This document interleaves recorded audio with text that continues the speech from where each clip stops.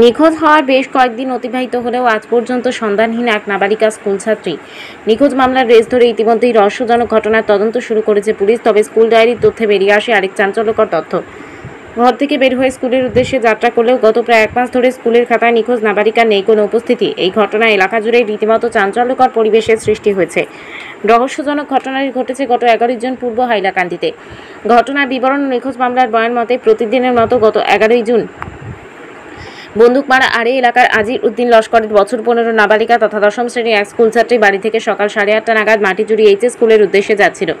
কিন্তু স্কুলে পৌঁছার পূর্বেই দুষ্কৃতীরা অপহরণ করে কোথাও নিয়ে গেছে বলে মামলায় গুরুতর অভিযোগ করেন নাবালিকার পিতা আজির উদ্দিন লস্কর। ওই দিন তার নাবালিকা স্কুলছাত্রী বাড়িতে ফিরে না যাওয়ায় পরদিন 12 জুন স্কুলে গিয়ে খোঁজখবর নিয়ে সঙ্গে সঙ্গে নিখোঁজ সংক্রান্ত একটি মামলা দায়ের করেন স্কুলছাত্রীর পিতা আজির উদ্দিন লস্কর। এরপর গত 18 জুন হাইলাকান্দি সদর থানায় ফের অপহরণ সংক্রান্ত আরেকটি মামলা দায়ের করেন তিনি। মামলায় কাউসার উদ্দিন মজুমদার, সুনীল গৌড় এবং জাবির হোসেন মজুমদারকে অভিযুক্ত করা হয়েছে। এদিকে ঘটনার পর মামলার তদন্ত শুরু করেছে হাইলাকান্দি পুলিশ। মামলার তদন্তকারী অফিসার তথা বন্দুকমারা পুলিশ ফাঁড়ির ইনচার্জ জুয়েল দাস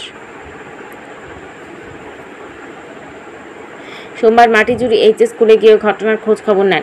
ঘটনার গিয়েও তদন্ত চলছে বলে জানান তিনি। স্কুলের অধ্যক্ষ এনায়েত হোসেন চৌধুরী এদিন সংবাদ মাধ্যমের কাছে জানান, গত 27 মে স্কুলে শেষবারের মতো উপস্থিত হলেও বিগত প্রায় 1 মাস ধরে স্কুলে আসেননি নিখোঁজ নাবালিকা।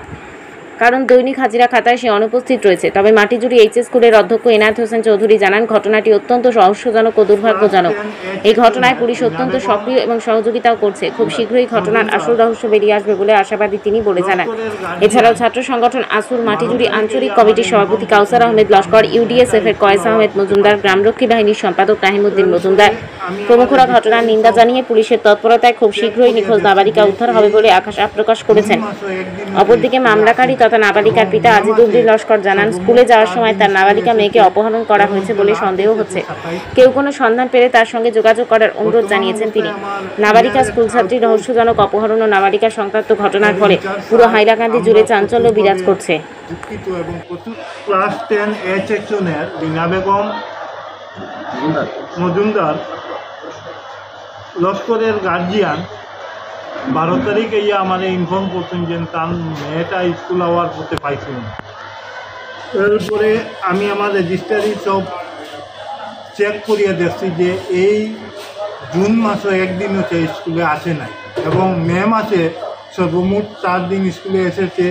এর মধ্যে লাস্ট এসেছে 27 দিন।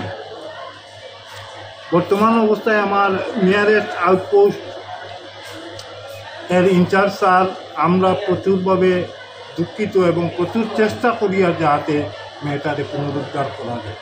এছাড়া আর অন্য ধরনের বিশেষ কোনো খবর আমার স্টুডেন্টর তরফে যা চেষ্টা করি আর এখন পর্যন্ত তাই যে 12 তারিখ বাইর হইয়া বা মঙ্গলবারে বাইর হইয়া যে কোন দিকে গেছে কই গেছে কোনো স্কুল এখন পর্যন্ত আমরা পাই।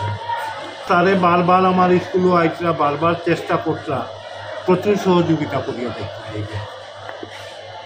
আমার মেয়েটা মঙ্গলবার আসলো 11 তারিখ হাই স্কুল আইসে মাটিগুলো হাই স্কুল আবার ঘর থাকি নিখোঁজ হইয়া 12 তারিখ আইয়া আমি স্কুলত যাইয়া তাইর একটা স্কুল সার্টিফিকেট লইয়া ইয়া বন্দুকমারা থানাতে একটা এফআইআর করছি। আজকে আমার মেয়ে আরিবার 14 দিন হয়ে গেছে বুঝছো।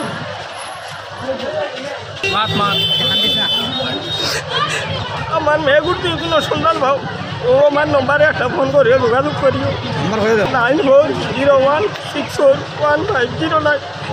আমার নাম আজির উদ্দিন লস্কর বন্দুকমারা আরে।